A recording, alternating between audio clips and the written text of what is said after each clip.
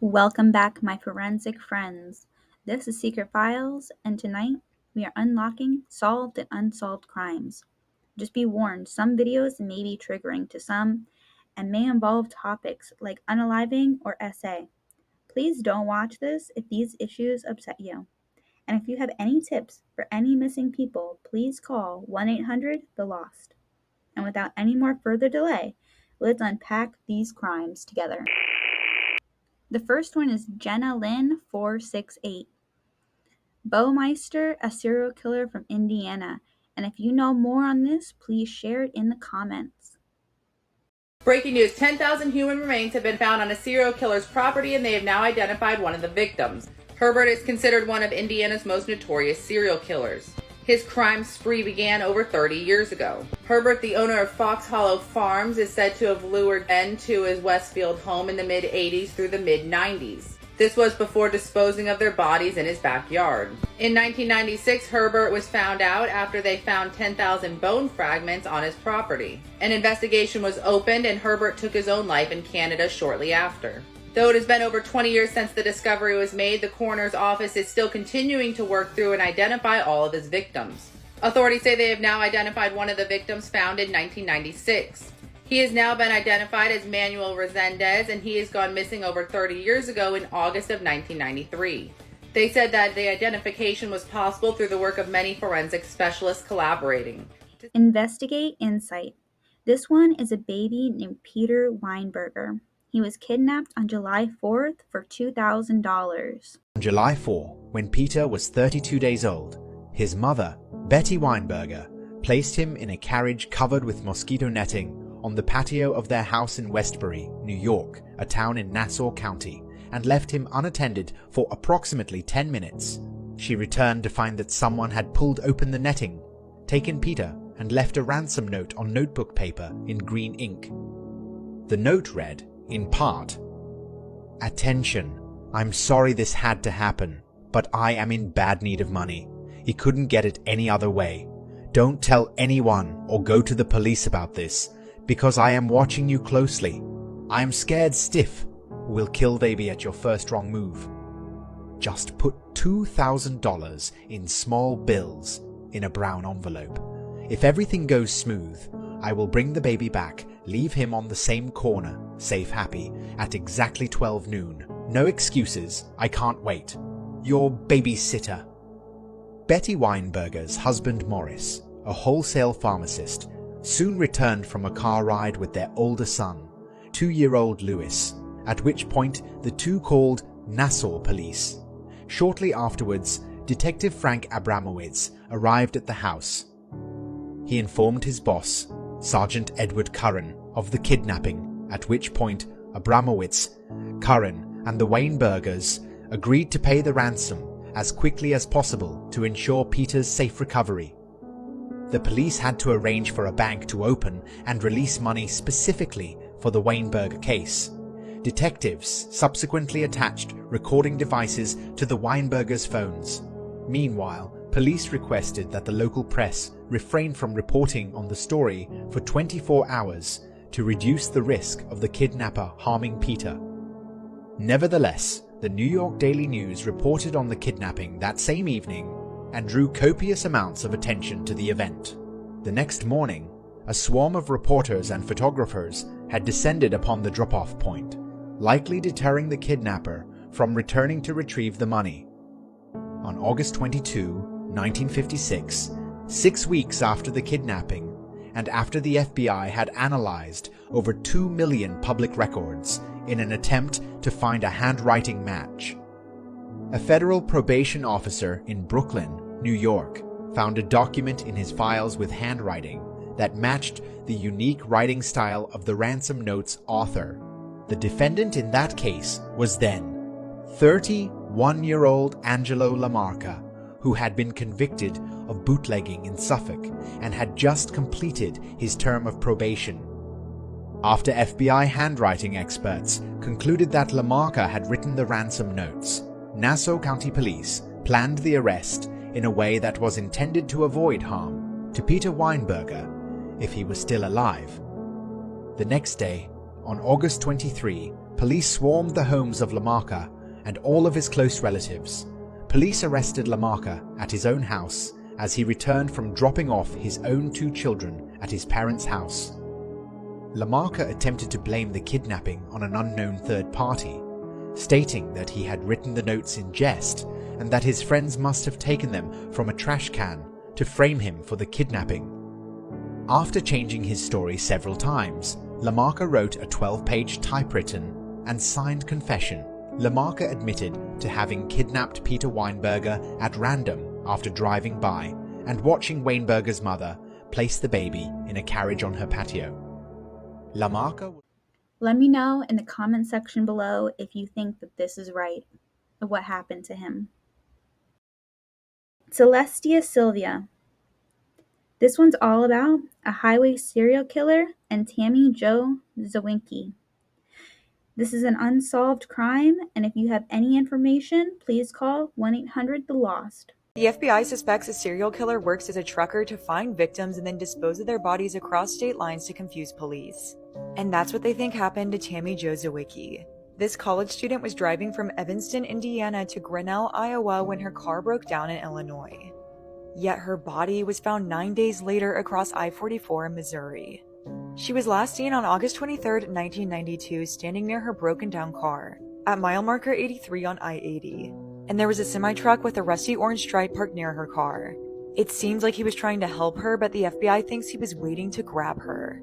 Tammy's body was found on a rural stretch of I-44 in southwestern Missouri. She was wrapped in a red blanket and surrounded by duct tape.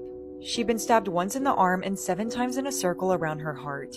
According to the FBI, she'd also been essayed. Witnesses described the driver of the tractor-trailer being a white male 35 to 40, 6 feet tall, and with bushy dark hair. The trucker she was last seen alive with has not been identified. Illinois investigators think this could be a trucker by the name of Lonnie Beardrot. He matched the description at the time, and his trailer home is near where her body was found. And Tammy's body was found wrapped in a blanket with the Kenworth logo, and Lonnie drove a Kenworth truck. But to be fair, Kenworth is a large manufacturer. Lonnie Beardrot died, but he isn't the only suspect. Because of the interstate connection, this person could be from almost anywhere. Several other serial killers' names have been brought up in connection to Tammy's case, but as of right now... This one's from Paranormal Files. It's about Anya Womack. She was shot by her friend and later succumbed to her injuries. Let me know in the comment section what you think about playing with these things indoors. This 19-year-old TikToker was murdered while filming a TikTok video. This is 19-year-old Anaya Womack, a woman from Jacksonville, Florida. Anaya was really active on her TikTok and her Instagram, and she really wanted to grow her following. In May of 2023, Anaya was brought to a hospital and dropped off with a gunshot wound in her stomach. After she was dropped off and left there, she died, and 135 days later, the story finally began to unfold. So Anaya's family had fought tooth and nail for justice, for answers. They just had no idea what had happened to her. I mean, how did she end up with that gunshot wound? Who drove her to the hospital? Well, eventually Mariah J. Clayton, a 20-year-old friend of Anaya's, was arrested. So at first, Mariah and the man she was with claimed that they were driving down the street when they somehow stumbled across Anaya and decided to help her out and bring her to the hospital. But obviously the police weren't buying that, and the man eventually broke down and told the police that he had gone over to an apartment complex to purchase marijuana, and that's where he and Mariah had found Anaya with a gunshot wound. They claimed that once they got to this apartment, Anaya told them that she had shot herself and she needed a ride to the hospital. But when police started interviewing people who were present at that apartment on the night of this shooting, a whole different story began to emerge. Apparently that night, Anaya and Mariah had been in the bathroom in the apartment filming TikTok videos. And one witness stated that when they went into the bathroom, they saw Mariah holding a large black rifle, waving it around, all while Anaya was filming her for her TikTok. So at one point, this male witness said that a man entered the room. He said they needed to be careful with the rifle, they shouldn't be playing with a gun, and he tried to take it from Mariah. But Mariah allegedly said, "I need to check something first." She pulled away with the rifle in her hand, and it accidentally discharged, shooting Anaya in the stomach. And what it seems like allegedly happened is that Mariah and the others that were in the apartment then clamored and tried to hide all of the evidence, and they were the ones that ended up driving Anaya to the hospital later on. But they didn't stick around to tell investigators or anybody who they were. And obviously, they hadn't been truthful about what really. All right, this one's from Meta Cowboy. It's about John Benet Ramsey and Gary Lever, a solved murder that should have been solved decades ago. Let me know your thoughts in the comment section. Story of the year, John Benet Ramsey, the little girl who was in the 90s. Wow. Now the murder has been solved. A guy confessed. So check this out. Gary Oliva. For those of you who don't know, John Benet Ramsey was the little girl in the late 90s that they found in her home with a ransom note. To John Benet Ramsey. So now things are coming out about this guy who's evil. Look at this dude's eyes. Straight up evil. Gary Oliva, first and foremost, is not a good guy. No, he's not. The story involving Gary kind of begins on the 27th of December 1996, when he was reported to Boulder police, because basically the night before, he'd called an old high school friend back in California. He confessed when he did it in the 90s. He said through tears, and it could barely catch his breath, "I've just had a little girl." So this was on the night that John Benet's body was, a few hours after John Benet's body was found on December 26th. He was crying that he'd hurt a little girl in Boulder, and he hung up the phone. He confessed. Now his friend that was on the other end of the phone didn't know really what to make of that call, was obviously concerned, but couldn't get any information out of him. It wasn't until the next day that he went on the front porch, picked up the newspaper, and saw the news that a 6-year-old girl had been killed in Boulder, Colorado. He immediately calls the Boulder Police Department, reports the call from the day before, and then 3 months pass. He doesn't hear anything. They didn't do and anything. He calls the tip line again. Even the little girl's father knew it was that guy and told police. Fast forward 19 years later, she was a Gary pageant Oliva is queen. in prison for child. Han True Crime. This one is about a girl nicknamed Tent Girl, but lucky for her, they were able to find out her name and where she came from, all with the help of a man named Todd Matthews. Murders that were solved decades later, the case of Tent Girl. On the 17th of May in 1968, Wilbur Riddle was scavenging for glass insulators in the backwoods of US Route 25 near Georgetown, Kentucky. Whilst on his search, Wilbur came across a large green, bundled up piece of tarpaulin. Unsure what this material contained, he prodded it with his foot to roll it down a small embankment. And as the material unravelled, Wilbur discovered a decomposing body inside of it. He immediately ran to the nearest gas station to report his findings to the sheriff. The sheriff soon arrived at the scene and cut away what remained of the tarpaulin. He was horrified to find the body of a young woman. She seemed to be a white female with short brown hair, but police found it difficult to identify her any further. Police appealed to the public, asking for anyone with missing family members to come forward. News circulated the local towns, and the media soon dubbed the victim as Tent Girl due to the tarp material she was found in. 3 years later, her remains were finally buried in Georgetown Cemetery, and still no one knew who this girl was. The headstone for her grave read, "Tent Girl, found May 17, 1968, died about April 26th to May 3rd, 1968. Decades went past, and yet the identity of Tent Girl remained a mystery. It wasn't until the late 80s that Wilbur Riddle's son-in-law, Todd Matthews, began looking into her case. He was fascinated by the case, and he started trying to piece together who Tent Girl might be. He did everything he possibly could, but alas, Todd's search soon came to a halt. It wasn't until the 1990s, when the internet began to surface, that Todd was able to expand his search further. He made a website for Tent Girl, and he regularly posted about her case. And in 1998, Todd finally had a breakthrough in Tent Girl's identity. He found the description of a female on an online missing persons website that matched Tent Girl's. Her name was Barbara Ann Hackman Taylor, and she was married to a carnival worker named George Taylor at the time of her death. DNA testing was carried out between Barbara and her family, who were still searching for her. And it was soon confirmed that Tent Girl was in fact Barbara Ann Hackman Taylor. At the time of her disappearance, Barbara's husband George told her family that she had left him for another man and failed to file a missing persons report. To this day, he remains the prime suspect in the case, especially as the tarpaulin found at the crime scene matches the material used by carnival workers at the time. But George passed away in 1987, and so his guilt cannot be confirmed. After this discovery, a second grave marker was added to Barbara's grave. Todd's help in this case gave Tent Girl a name. This video is from The Haunted Detective, and it's all about the tube sock killings. Let me know in the comment section if you have any insight or any ideas of what might have happened here. what are your thoughts?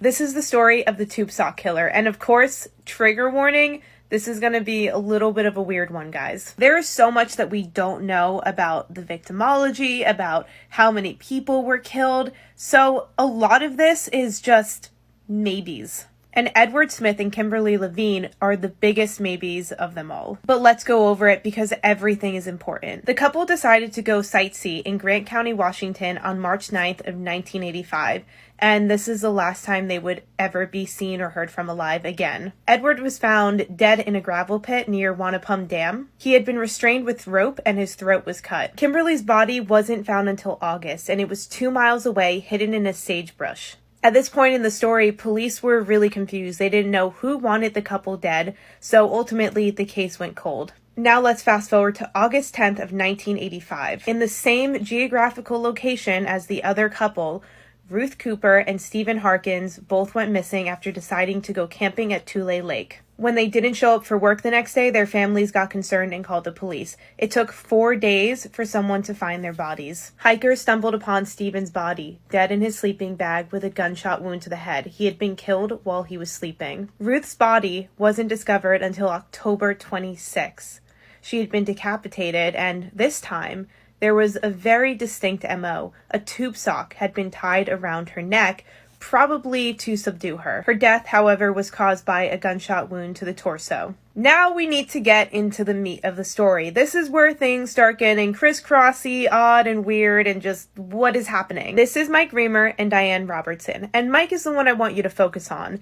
He's a little weird and suspicious. He was a roofer that in the winter times when he had no work, went to the woods in the area where all of the bodies were discovered and would trap animals and go hunting there. He was in a relationship with Diane Robertson on and off, and they had a 2-year-old daughter. And basically, he was very violent and always carried a gun on him. She actually had a restraining order against him and then decided to scrap it and get back together with him. I know what you're thinking, but let me finish first. The couple was traveling with Crystal after they got back together to go find some Christmas trees and do some trapping in the areas where Mike went hunting. Crystal was the only one who returned, and she was found 30 miles away, wandering around really confused at a Kmart. When she was eventually identified by her grandmother and asked, "Where are your parents?" the only thing she was able to respond was, "Mommy's in the trees." I hate Making a true crimer. This video is about a 13-year-old father who was killed and still a victim of unsolved crimes. A 13-year-old father was murdered 38 years ago, and his killers are still out there. Hello, true crimers. This is the case of Jimmy Townsend. Viewer discretion is advised. By 1985, Jimmy Townsend is 13 years old, and he is attending Reiser Middle School, which is located in Monroe, Louisiana. Jimmy was described as a gifted athlete. He played baseball and football, but he absolutely loved boxing, and he was really good at it. He was also featured in the local newspaper due to his, athletic skills, and he won a contest to have lunch with Joe Frazier. On August 24th, 1985, Jimmy became a father.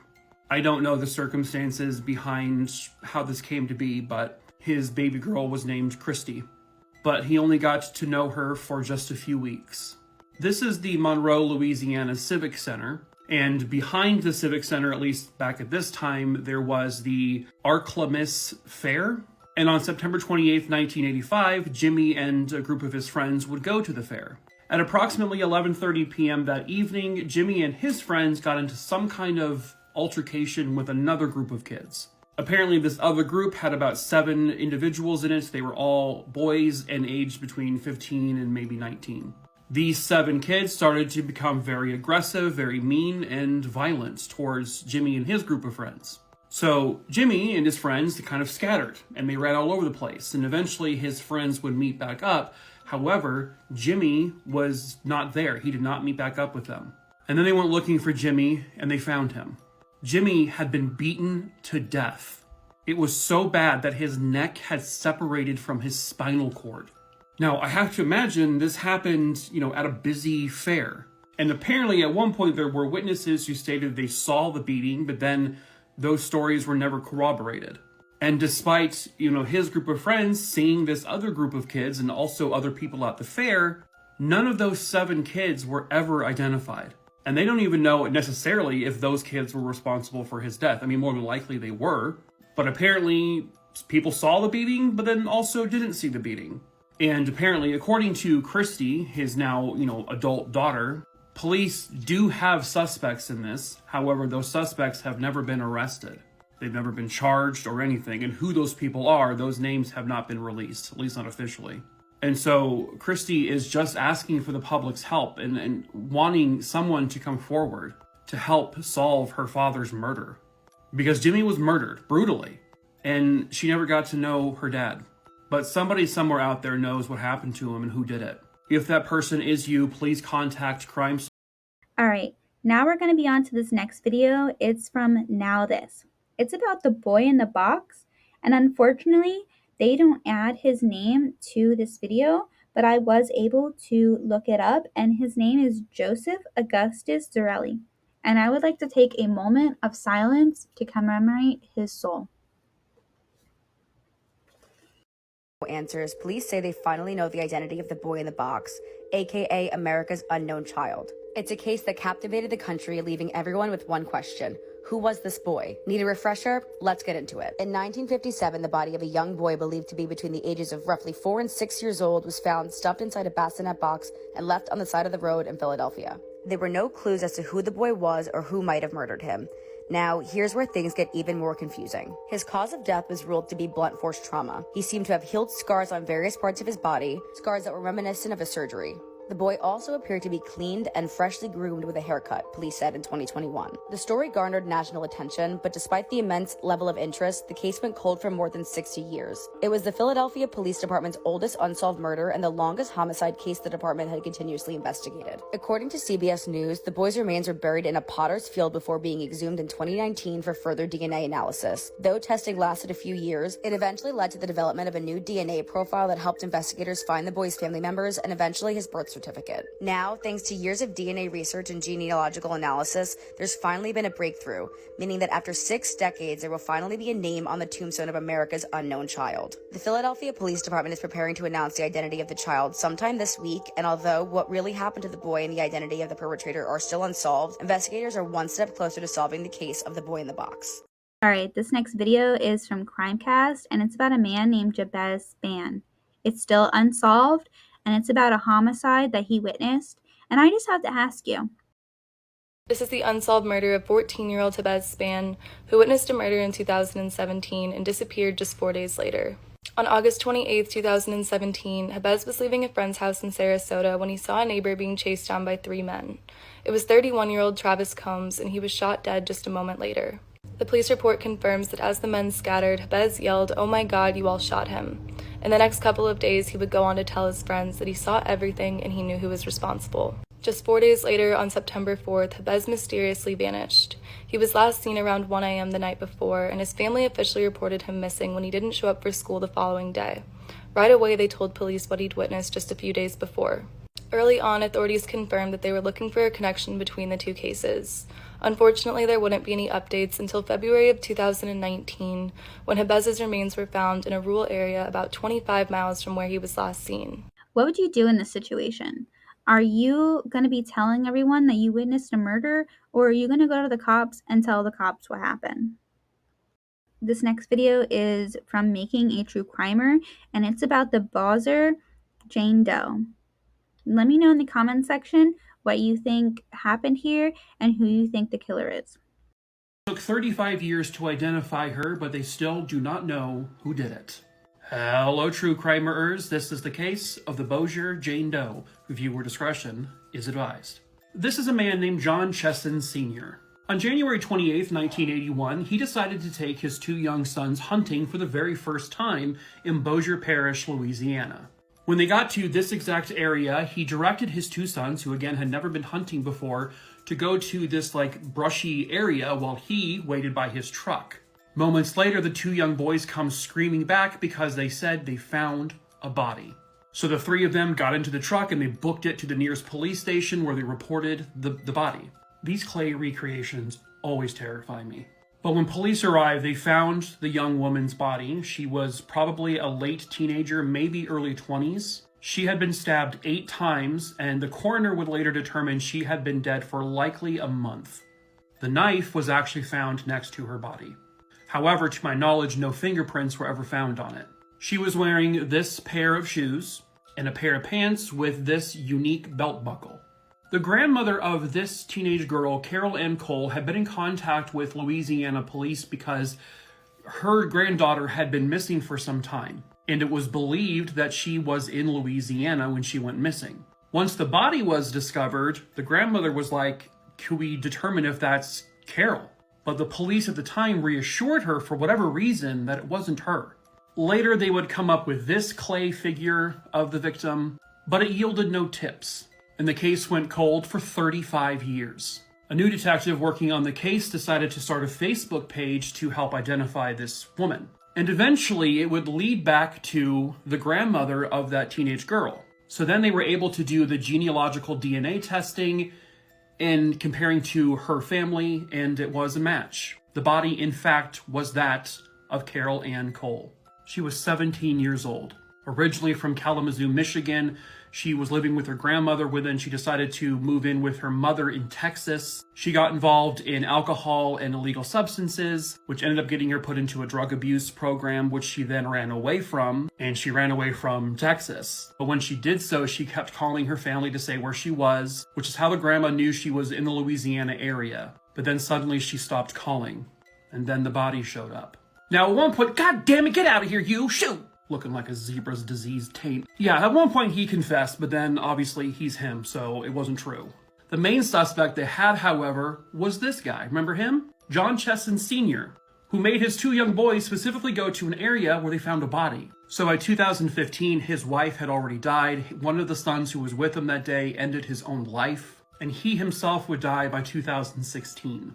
Now, in 2015, just before he died, the detective was able to interview him, and guess where he was?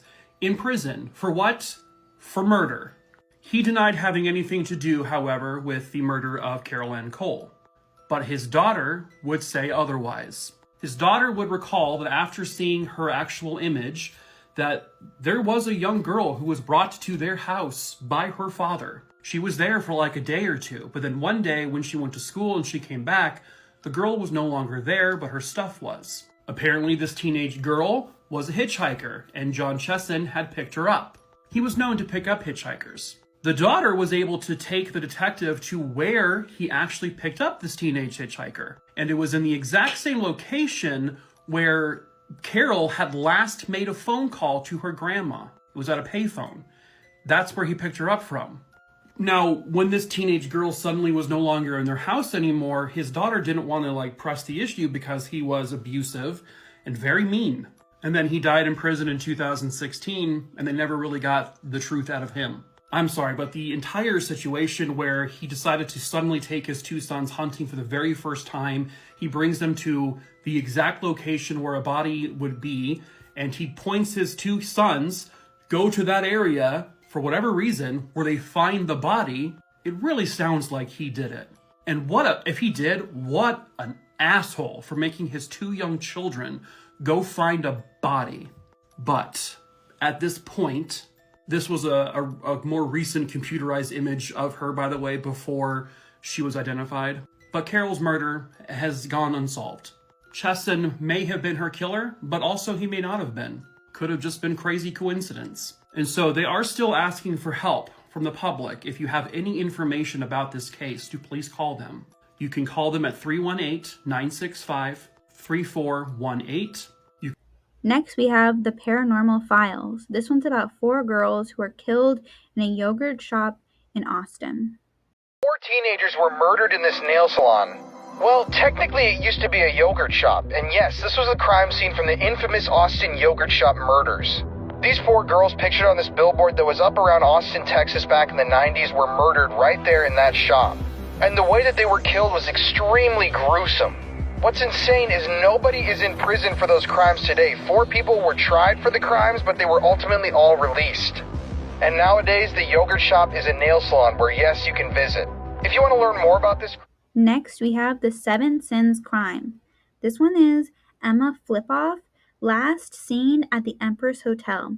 And if you have any information, please call 1-800-THE-LOST. This is the last known footage of Emma Filipoff. She's a 26-year-old girl who disappeared almost a decade ago. On the 28th of November 2012, she is seen entering a 7-Eleven. Whilst in there, she purchases a prepaid telephone. She then paces around the store and weirdly hesitates before she leaves. You can see her cupping her hands to the glass, almost as if to check if she's being followed.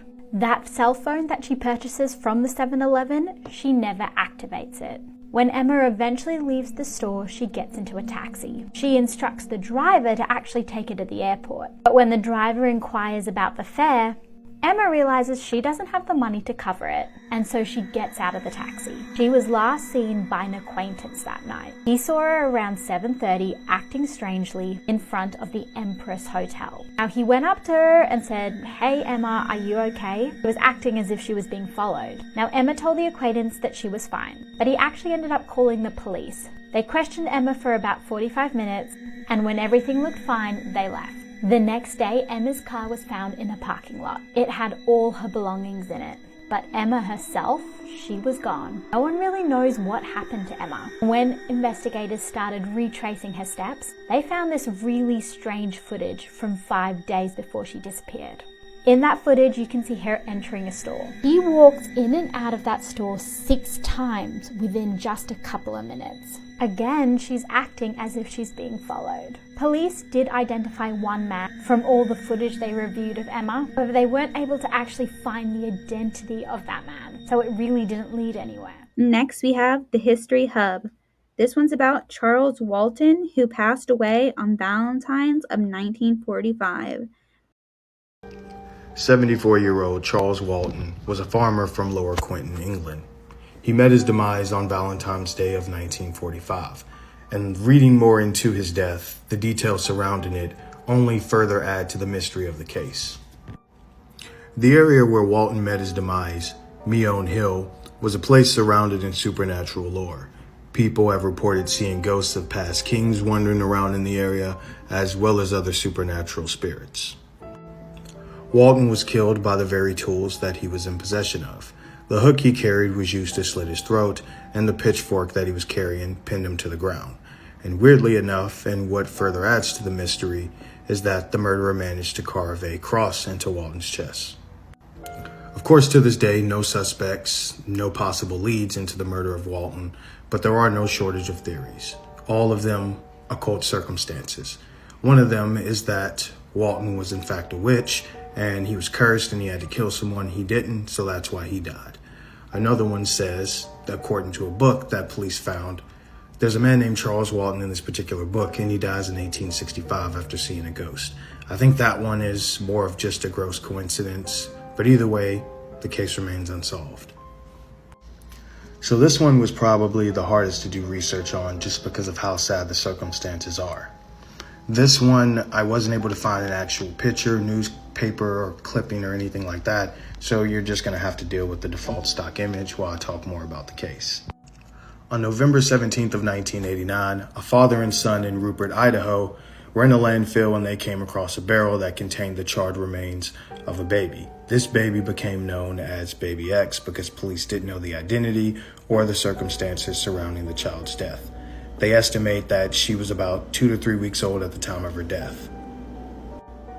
Police did find trace evidence of pneumonia in the baby's lungs, which leads them to believe that the child died. The parents panicked and tried to get rid of the remains.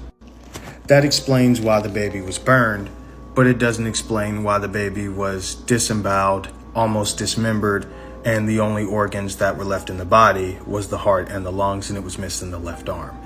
It seems more like the baby was sacrificed in a ritualistic manner, and that's what a lot of the theories are. Despite an extensive search of local hospitals, police were never able to find a record indicating the identity of this child.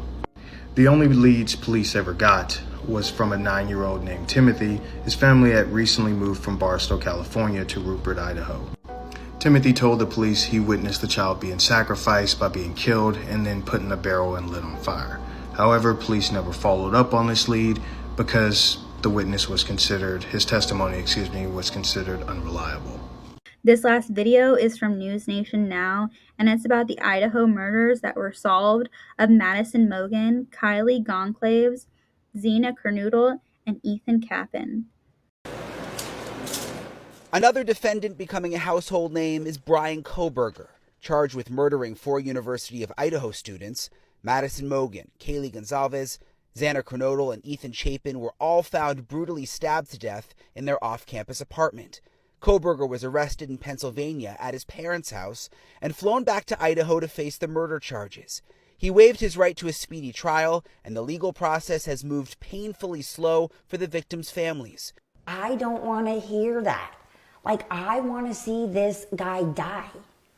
Like, I don't want him breathing any longer. They say, oh, he's living in hell already. No, he's not. Not the hell that I think of. The hell that I think of is terrifying, agonizing torture. Thank you so much for watching the whole video. I really appreciate it. It helps the YouTube algorithm. And before I let you go, I just want to ask you a quick question. If you are enjoying the solved crimes or the unsolved crimes more, and if you like these two unsolved and solved crimes together, or if you think that they deserve their own individual shows, let me know in the comment section what your thoughts and opinions are. And yeah, I will see you guys next time. Stay safe out there.